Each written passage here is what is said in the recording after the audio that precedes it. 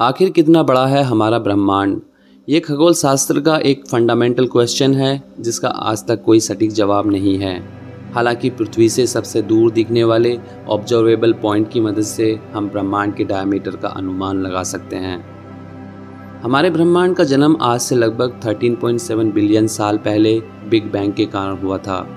हमारे पास आज आधुनिक तकनीक मौजूद है जिसकी मदद से हम ब्रह्मांड के रहस्य को सुलझा रहे हैं और इसी आधुनिक तकनीक की मदद से खगोलविद बिग बैंग के ठीक बाद के क्षणों को वापस देखने में सक्षम हैं। अब आपको ऐसा लग सकता है कि अगर हम बिग बैंग के समय का ब्रह्मांड देख सकते हैं तो सारा ब्रह्मांड विजिबल होगा, लेकिन ऐसा नहीं है।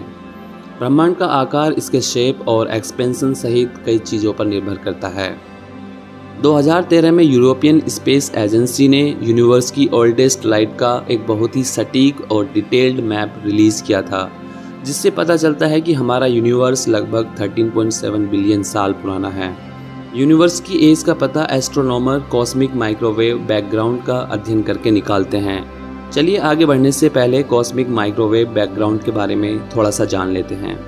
Cosmic microwave background big bang या जब हमारे यूनिवर्स की शुरुआत हुई उस समय का बचा हुआ रेडिएशन है, और बिग बैंग थ्योरी के अनुसार जब यूनिवर्स का जन्म हुआ उस समय इसका बहुत तेज़ी से एक्सपेंशन हुआ और साथ में बहुत तेज़ी से ठंडा भी। Cosmic microwave background big bang के बाद बची हुई हीट को दर्शाता है। कॉस्मिक माइक्रोवेव बैकग्राउंड को हम अपनी नेक्ड आंखों से नहीं देख सकते, लेकिन ब्रह्मांड में ये हर जगह मौजूद है। ये इंसानों के लिए इसलिए अदृश्य हैं क्योंकि ये बहुत ही ज़्यादा ठंडी हैं, एब्सोल्यूट जीरो से बस 2.7 डिग्री ऊपर। मतलब इनका तापमान लगभग -273 डिग्री सेल्सियस के करीब होता है। अब आप अंदाज़ा लगा सकते हैं कॉस्मिक माइक्रोवेव बैकग्राउंड कितनी ज़्यादा ठंडी हैं। इनके इतने ज़्यादा ठंडा होने की वजह से इनकी रेडिएशन इलेक्ट्रोमैग्नेटिक स्पेक्ट्रम के माइक्रोवेव भाग में आसानी से दिख जाती हैं। आपने भी इन कॉस्मिक माइक्रोवेव बैकग्राउंड को ज़रूर देखा होगा।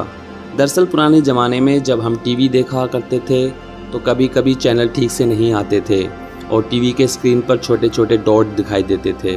ये कुछ और नहीं बल्कि बिग बैंग के टाइम की कॉस्मिक माइक्रोवेव बैकग्राउंड रेडिएशन है।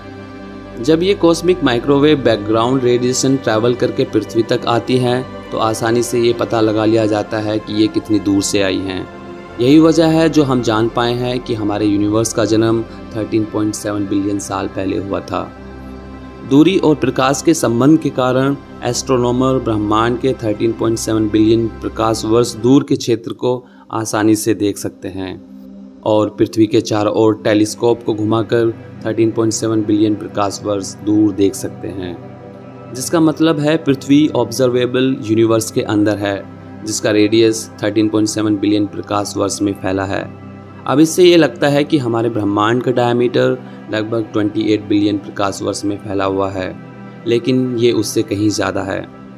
वैज्ञानिक जानते हैं कि ब्रह्मांड का विस्तार हो रहा है। ऐसे में अगर उन्होंने 13.7 बिलियन साल पुराना बिग बैंग के समय का ब्रह्मांड देखा है तो ये अब तक और भी एक्सपेंड हो चुका होगा, और अगर ब्रह्मांड का विस्तार एक कांस्टेंट रेट पर हो रहा है तो अब तक 46 बिलियन प्रकाश वर्ष में फैल चुका होगा। इसका मतलब ये हुआ कि ब्रह्मांड का डायमीटर लगभग 92 बिलियन प्रकाश वर्ष है। लेकिन ब्रह्मांड के आकार का अनुमान लगाना तब और मुश्किल हो जाता है अगर ब्रह्मांड का विस्तार एक समान न हो। यूरोपियन स्पेस एजेंसी ने 2020 की एक स्टडी में खुलासा किया कि हमारा यूनिवर्स एक समान गति से नहीं फैल रहा है। इस स्टडी के दौरान साइंटिस्ट ने सैकड़ों गैलेक्सी क्लस्टर के एक्सरे टेम्परेचर को मेज़र किया और फिर उनकी चमक को आपस में कंपेयर किया।